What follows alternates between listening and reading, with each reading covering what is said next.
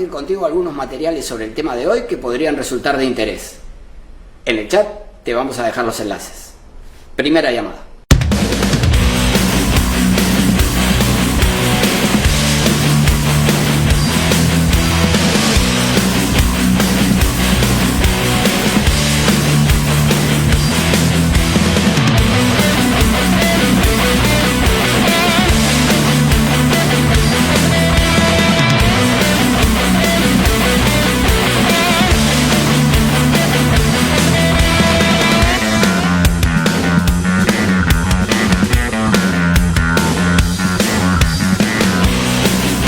Ya estamos por comenzar la transmisión, pero antes quería pedirte que si te interesan nuestros contenidos, nos sigas en nuestras redes sociales.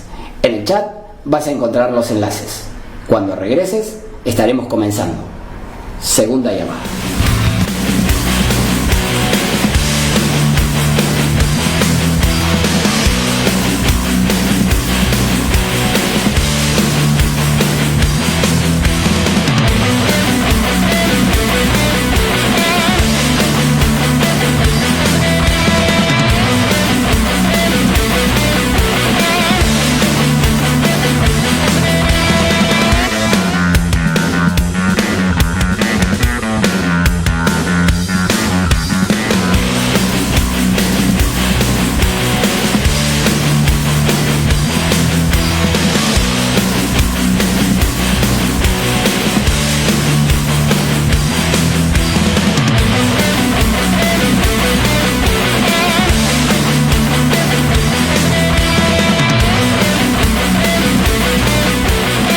Esta es la tercera llamada. Comencemos de una vez.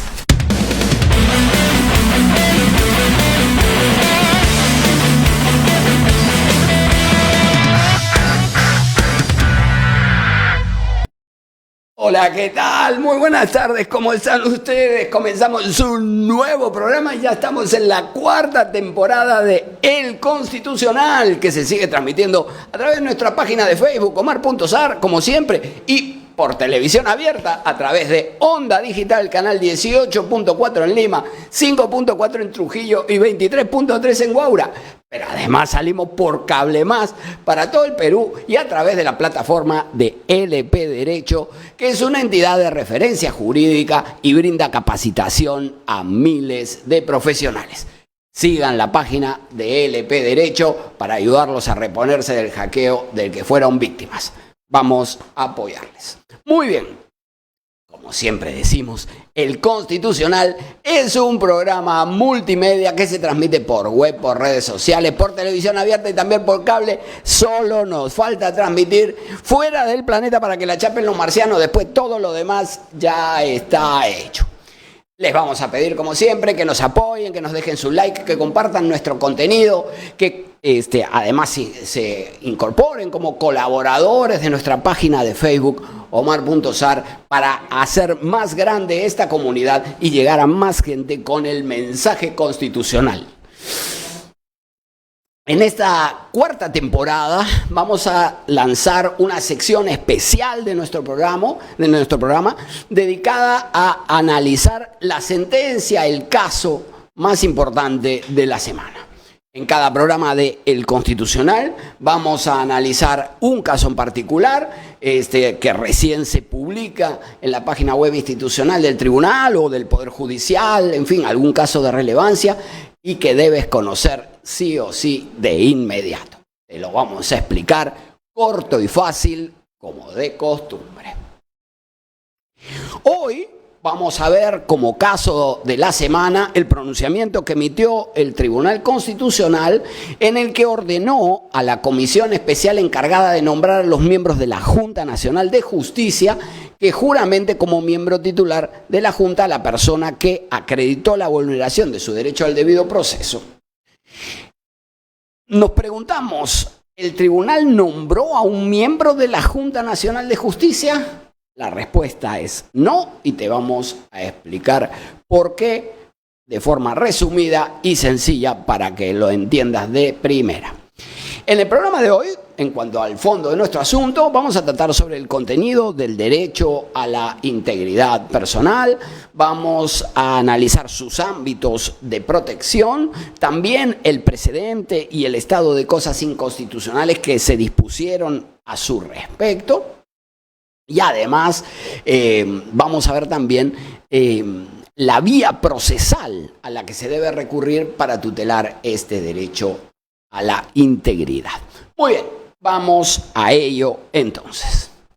A ver, la Constitución comienza con el capítulo primero titulado Derechos Fundamentales de la Persona. Y, en primer lugar, se enuncia el principio de dignidad. Efectivamente, el artículo 1 establece que la defensa de la persona humana y el respeto de su dignidad son el fin supremo de la sociedad y del Estado. Los primeros principios que concretan ese mandato de dignidad se desarrollan en el artículo siguiente, es decir, en el artículo 2, en el inciso primero del artículo 2, y este inciso primero establece que son derechos fundamentales, toda persona tiene derecho a la vida, a la integridad y, en lo que aquí interesa, a la integridad moral, psíquica y física. Fíjense, inmediatamente después del principio de dignidad viene el catálogo de los derechos fundamentales. Ese catálogo de los derechos fundamentales comienza con el derecho a la vida, pero el inciso primero del artículo segundo de la Constitución no solo se refiere a la vida, sino que se refiere a otro conjunto de derechos como la identidad y también a la integridad. Y respecto de la integridad dice que se trata de integridad moral, psíquica y física. Es decir, el derecho a la intimidad está expresamente enumerado en la Constitución y además tiene estas tres manifestaciones diferentes que acabamos de mencionar. La integridad física se refiere a la preservación de la condición orgánica, a la preservación de la condición de salud, a no ser objeto de tratos crueles, inhumanos, degradantes, a ser sometido a torturas, etc. Este es un primer ámbito, el de la integridad física. Por otro lado, tenemos también la integridad psíquica, que se refiere a la preservación de la capacidad mental, que incluye habilidades motrices, emocionales e intelectuales, sin que ninguna de ellas pueda resultar afectada ilegítimamente. Luego vamos a ver por qué decimos que ilegítimamente. Naturalmente estamos insinuando que puede ser objeto de restricciones legítimas. Muy bien. Estamos hablando entonces de la integridad psíquica. Y en tercer lugar, el constituyente habla también de la integridad moral y entendemos que esta se refiere a la potestad de realizar el proyecto de vida de acuerdo al orden de valores que cada persona adopte para dirigir su vida con el límite obvio del respeto por los derechos fundamentales de los demás y el orden público y las buenas costumbres. En resumen, el derecho a la integridad se expresa en la preservación de las habilidades motrices, emocionales e intelectuales y por consiguiente asegura el respeto de los componentes orgánicos, psicológicos y discursivos de una persona. Naturalmente que también incluye su integridad física. Y no nos referimos solo al cuerpo, solo a su físico, sino también a su mente y su forma de ser, su personalidad, su carácter, así como su temperamento y lucidez para conocer y enjuiciar el mundo interior y exterior. Así que la Constitución garantiza esta diversidad de ámbitos en relación con el derecho a la integridad personal, que, como decimos, viene expresamente garantizado en el inciso primero del artículo segundo de la Constitución.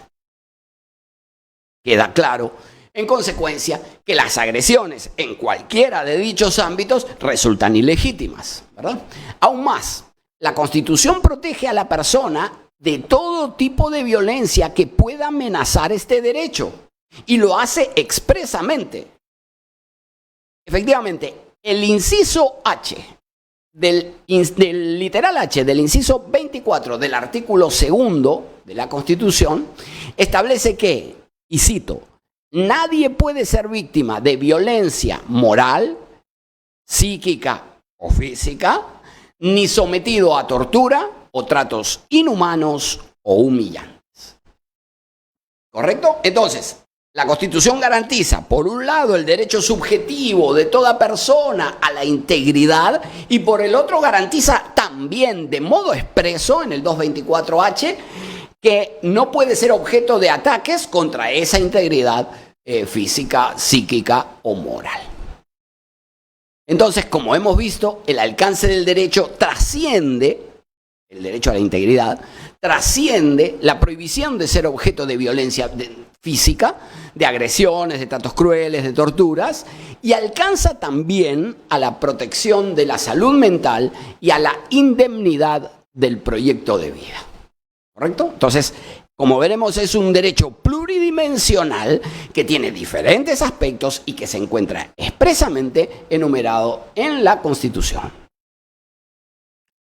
En relación con la protección de la integridad psíquica, el Tribunal Constitucional declaró la existencia de un estado de cosas inconstitucional respecto de las personas que adolecen de enfermedad mental, dentro de las que se encuentran las personas sujetas, por ejemplo, a medidas de internación en entidades sanitarias, en establecimientos sanitarios, en hospitales o también en establecimientos penales. Y sostuvo que se requería una acción conjunta de los poderes del Estado para enfrentar esta situación. Fíjense, dice, existe un abandono, una falta de atención adecuada de las personas que tienen afecciones de salud. Y esta falta de atención de la salud afecta a su integridad, que puede ser su integridad psíquica o su integridad física o su integridad moral en los términos que ya lo hemos planteado.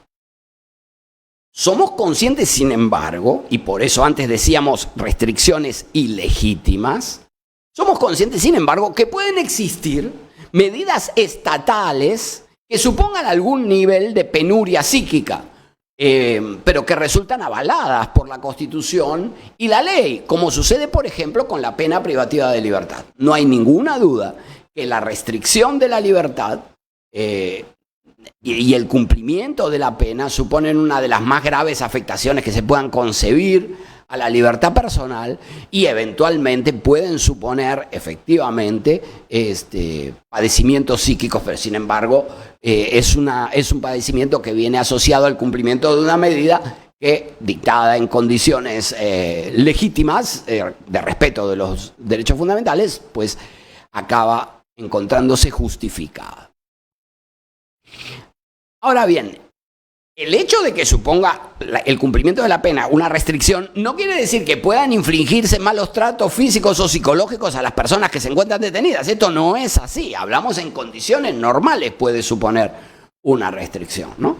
El Tribunal Constitucional ha resuelto que es deber de la autoridad penitenciaria, en este caso específicamente refiriéndose a las personas privadas de libertad, que tiene el deber de salvaguardar la vida y la integridad física de los internos, velando siempre por la disciplina, el orden y la convivencia pacífica de la población penal. Entonces, como verán ustedes, hay aquí una preocupación por parte del órgano de control de la Constitución en relación con la garantía de los derechos fundamentales y también en relación con el cumplimiento de la pena y estableciendo deberes a cargo de las autoridades sanitarias cuando se trate de establecimientos hospitalarios o de las autoridades penitenciarias cuando se trate de establecimientos penales.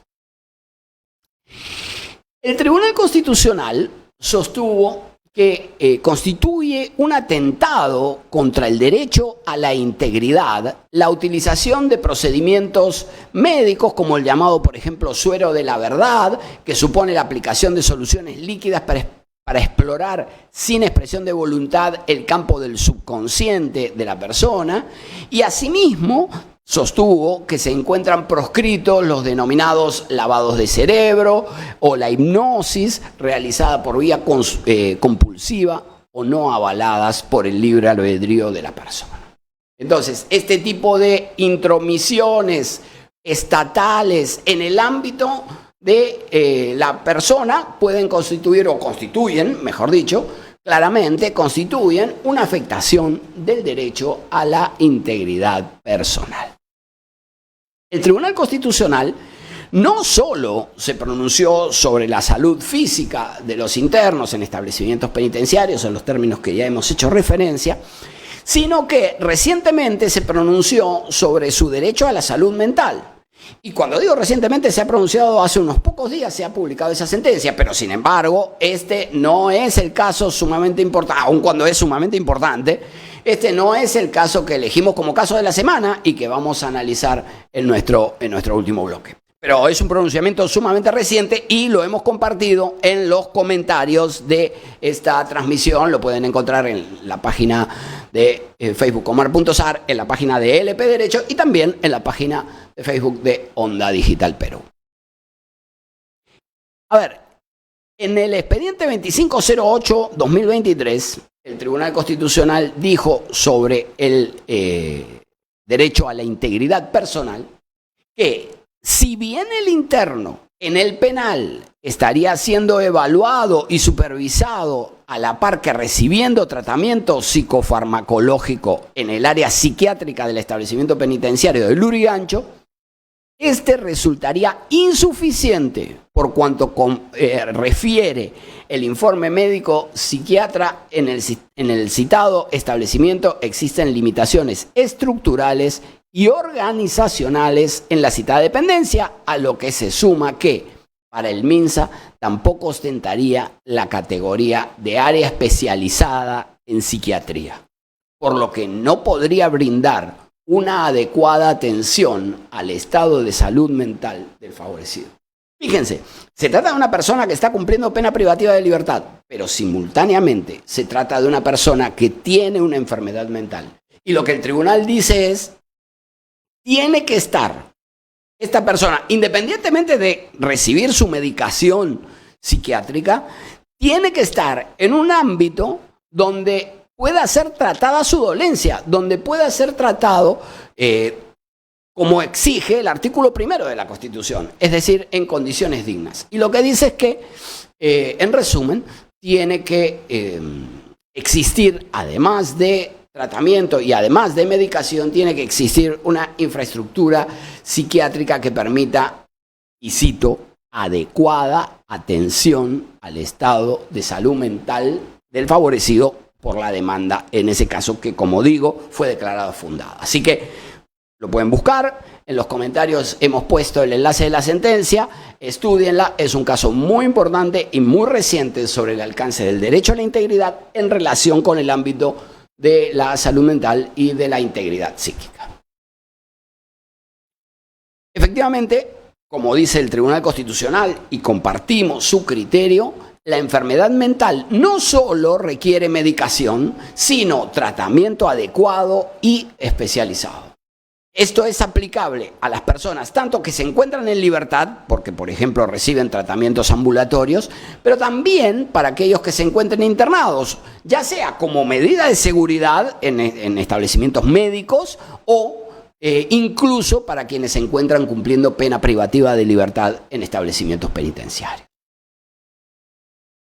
Considero que es triste e inhumano abandonar a las personas que padecen enfermedades mentales o recluirlas solo para mantenerlas alejadas de aquellos que tenemos un estado de sanidad o de salud mental. ¿Sí? Formamos parte de una comunidad y no hay posibilidad de concebir como opción echar a alguien en el tacho del descarte. ¿Correcto? Los enfermos forman parte de nuestra comunidad y tenemos un deber comunitario de integrarlos en la medida que su salud mental lo permita, brindándoles atención y tratamiento. En un caso en otro caso distinto del que venimos mencionando, el Tribunal Constitucional ordenó, por ejemplo, a una persona que había sido encerrada en una habitación con una reja, el Tribunal Constitucional ordenó que se retiren las rejas metálicas y el tapiado de las ventanas de la habitación que ocupaba esta persona que padecía de enfermedad mental, e incluso en ese caso estableció un precedente sobre la materia en el sentido de que cualquier persona o personas que se encuentren en las mismas circunstancias a las descritas, esto es decir, que sufran agravio por el mismo o similares actos lesivos, ¿sí?, afectación de la integridad de una persona con enfermedad mental, esto es que sufran agravio por el mismo acto lesivo, podrán acogerse a los efectos de la presente sentencia, aquella, o a la doctrina constitucional sentada por el tribunal, no siendo necesaria la interposición de una nueva demanda. Así que este tema de la integridad psíquica y de la salud mental ha sido no solo un tema que ha sido objeto de preocupación y de pronunciamiento por parte del Tribunal Constitucional, no solo que se han declarado fundadas las demandas, sino que además se declaró el estado de cosas inconstitucionales sobre la atención en salud mental, por un lado, y por el otro lado se estableció también un precedente, diciendo que debía atenderse y que el principio sentado en ese caso resultaba exigible por cualquier persona. Se entiende que en fase será de ejecución o de represión del acto lesivo homogéneo, habría que examinar ese problema. Pero en todo caso, el tribunal señala que no se requiere recurrir a una nueva demanda para el caso de las personas que se encuentren en el mismo supuesto fáctico que esta que padecía de enfermedad mental y había sido fácticamente recluida. Por otra parte, hay que mencionar que existen obligaciones internacionales adoptadas por el Perú y que incluyen, por ejemplo, el artículo 12, inciso 1 del Pacto Internacional de Derechos Económicos, Sociales y Culturales, en cuanto establece que toda persona tiene derecho al disfrute del más alto nivel posible de salud física y mental. Como podrán apreciar, el estándar exigible, y recuerden ustedes que de acuerdo con la cuarta disposición final y transitoria de la Constitución, los derechos se interpretan de conformidad con los tratados y con las decisiones de los órganos supranacionales cuya competencia hubiese reconocido el Estado, ¿sí? Entonces, el estándar es el de que no solo no se afecte la integridad personal en ninguno de los ámbitos identificados, sino que además se debe ofrecer, y cito, el más alto nivel posible de salud física y mental. ¿Correcto? Así que este es el estándar internacional en relación con los tratados sobre derechos humanos que se encuentran vigentes específicamente en esta materia. Incluso en el ámbito de las Naciones Unidas se adoptaron los principios para la protección de los enfermos mentales y el mejoramiento de la atención de la salud mental. En dicho instrumento, en dichos principios establecidos por las Naciones Unidas, se señaló que todas las personas, no algunas personas, no los que se encuentran sanos, todas las personas, tienen derecho a la mejor atención disponible en materia de salud mental, que será parte del sistema de asistencia sanitaria y social. ¿Sí? Entonces, existe un derecho de toda persona a recibir el más alto nivel disponible de atención en materia de salud mental. Así que las personas que padecen enfermedades mentales deben ser tratadas con humanidad, con respeto de su dignidad y con respeto del derecho correlativo de la dignidad, que es el derecho a la integridad, que, como decíamos, se encuentra específicamente garantizado por la Constitución. Para terminar esta parte relacionada con el derecho a la integridad, nos queda por analizar la vía procesal, ¿correcto? Idónea para la tutela de este derecho fundamental que, como decíamos, está expresamente incorporado en el 2.1 de la Constitución, inmediatamente seguido de la dignidad de la persona humana. Al respecto, el artículo 33 del Código Procesal Constitucional establece que la demanda de habeas corpus procede cuando se amenace o vulnere la libertad personal o un conjunto de derechos relacionados de modo directo con ella. Fíjense, el proceso de habeas corpus históricamente ha sido concebido como un medio para garantizar la efectividad de la libertad personal. Pero el constituyente ha entendido el concepto de libertad personal de un modo amplio, de un modo extenso, ¿correcto? De un modo extenso, que comprende no solo el derecho a no ser privado arbitrariamente de la libertad, sino que comprende otros contenidos, como por ejemplo el derecho a no ser expatriado, a no ser objeto de tratos crueles, inhumanos o degradantes, a no ser objeto de desaparición forzada, y también cuando se trate de amenaza o vulneración del derecho a la integridad personal. Es más, no solo que el artículo 33 prevé este asunto de la integridad personal, sino que además la protección de la integridad personal está en el inciso primero del artículo 33. Es decir, el ámbito de tutela del proceso de habeas corpus no solo que incluye el derecho a la identidad, a la integridad personal, sino que comienza específicamente por allí.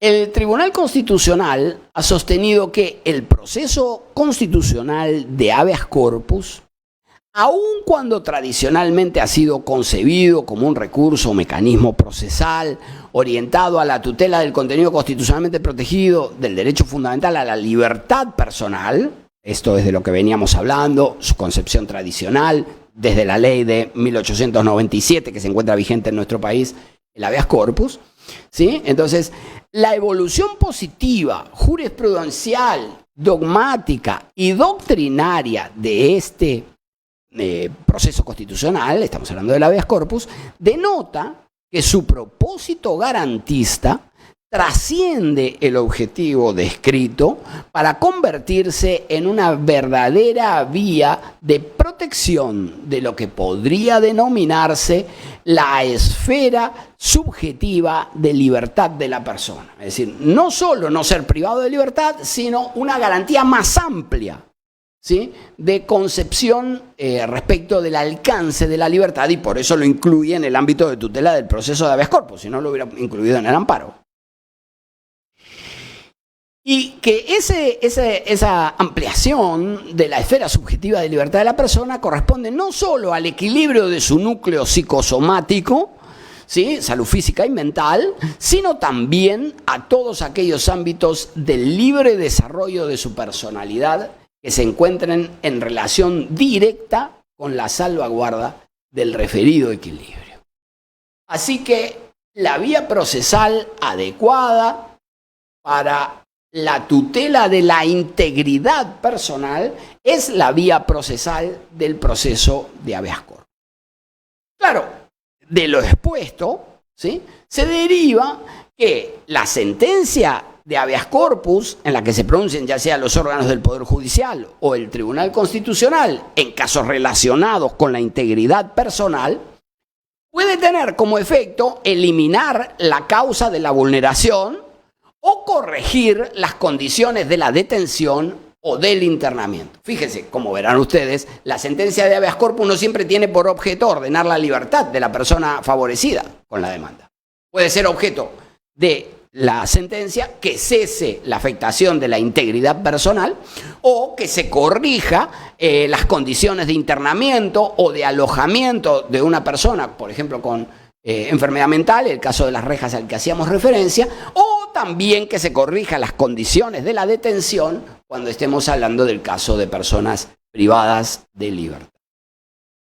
Así que, en resumen, se debe garantizar la integridad física, psíquica y moral de todas las personas sin que puedan ser legítimamente aisladas o recluidas detrás de rejas ni ser objeto de vejaciones físicas o psicológicas, y las vulneraciones o amenazas, incluso las amenazas respecto de este derecho, pueden ser tuteladas por la vía del habeas corpus, a través del cual se podrá demandar que cese la afectación o que se corrijan las condiciones de internamiento de la persona. Este es entonces el marco del derecho, su contenido y la vía procesal que corresponde para su tutela. Vamos a dejar ese tema y ahora sí vamos a presentar nuestro nuevo bloque, el caso de la semana. Vamos allí, operador.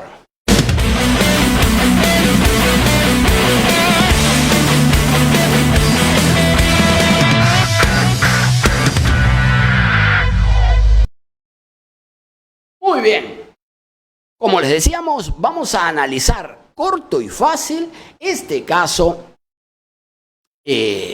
resuelto por el Tribunal Constitucional, en el que ordenó a la comisión especial encargada de nombrar a los miembros de la Junta Nacional de Justicia que juramente como miembro titular de ese órgano a la persona que acreditó la vulneración de su derecho a un debido procedimiento, a un debido proceso. En este caso, el demandante era el señor Marco Falconi. Entonces, el caso se refiere a la juramentación de un miembro de la Junta. Se trata de una demanda de amparo, ¿correcto? Lo que alega es la vulneración del debido proceso, pero como no se encuentra en relación con la libertad personal, entonces tramita por la vía del amparo. Se trata de una demanda de amparo interpuesta por el señor Falconi, como decimos, contra la comisión encargada de nombrar a los miembros de la Junta. Recuerden ustedes que para la designación de los miembros de este órgano constitucional, la Constitución establece que se forma una comisión encabezada, presidida por el defensor del pueblo y de la que forman parte el presidente del Tribunal Constitucional, el fiscal de la Nación, una serie de altos funcionarios del Estado, representantes de las universidades también, etc. Entonces, decíamos, una demanda de amparo contra la comisión encargada de nombrar a los miembros de la Junta. Y hay que tomar en cuenta, y esto es crucial para la solución del caso, que la comisión especial había nombrado al demandante como miembro titular de la Junta en un proceso que había completado todas las etapas. Pero sin embargo, luego la propia comisión decidió dejar sin efecto ese nombramiento. Así que el demandante en este proceso de amparo ya había sido nombrado por la comisión especial como miembro de la Junta. Lo que él cuestionaba era la decisión posterior de dejar sin efecto ese nombramiento. Así que queda claro que, como decíamos, el Tribunal Constitucional no nombró al miembro de la Junta Nacional de Justicia. Ya había sido nombrado por la comisión que tenía competencia para hacerlo. El Tribunal Constitucional solo ordenó que se le tome juramento a un candidato que participó en el proceso en el que se habían completado todas las etapas y que ya había sido proclamado como ganador por la propia autoridad competente para designarlo, que era esta comisión especial presidida por el defensor del pueblo. Así que el tribunal no designó, lo designó la comisión especial y el tribunal lo que analizó es la vulneración del debido proceso con posterioridad a la emisión de la resolución de nombramiento. La sentencia estimatoria se basa en que la parte demandada vulneró los derechos de participación política y el acceso en condiciones generales de igualdad a las funciones públicas, ambos expresamente enumerados por la Constitución y susceptibles de tutela por la vía del proceso de amparo a la que el demandante recurrió. Además, no se lo incorporó para cumplir un periodo de 5 años a este miembro de la Junta, sino solo para completar el mandato para el que había resultado electo. Insisto, el tribunal no lo designó la autoridad competente y por lo tanto el plazo que debía cumplir no era el plazo de 5 años, sino 5 años desde que se había emitido el pronunciamiento por el órgano que tenía competencia para elegirlo. Así que, y por eso mismo, el tribunal ordena que cumpla el periodo de 5 años para el que había sido electo por el órgano que correspondía. La sentencia concluye sosteniendo lo siguiente, y cito: en el presente caso se evidencia la fuerte presión que ejerce el poder mediático en estos procesos de elección de altos funcionarios. Y es que se difundió una noticia que vinculaba de manera peyorativa al beneficiario con los investigados en el sonado caso denominado Cuellos Blancos. Este argumento inicial devino en la revisión del puntaje asignado en el concurso. Sin embargo, han transcurrido cerca de 4 años y al demandante no se le ha iniciado ni siquiera una investigación preliminar al respecto. Así que el tribunal hace esta anotación particular antes de concluir su decisión. Finalmente declaró fundada la demanda y dispuso que el defensor del pueblo, en calidad de presidente de la comisión especial, proceda a juramentar al señor Marco Tulio Falcone como miembro titular de la Junta Nacional de Justicia, y este acto se llevó a cabo el martes de esta semana, hace unos días apenas. Así que este ha sido el caso de la semana, lo vamos a dejar aquí. Muchas gracias por acompañarnos. Recuerden apoyar nuestro trabajo, incorpórense como colaboradores de nuestra página de Facebook Omar.Sar, dejen su like, compartan nuestro contenido y los esperamos en el siguiente programa de la 4ª temporada de El Constitucional. Un abrazo, ya nos vemos.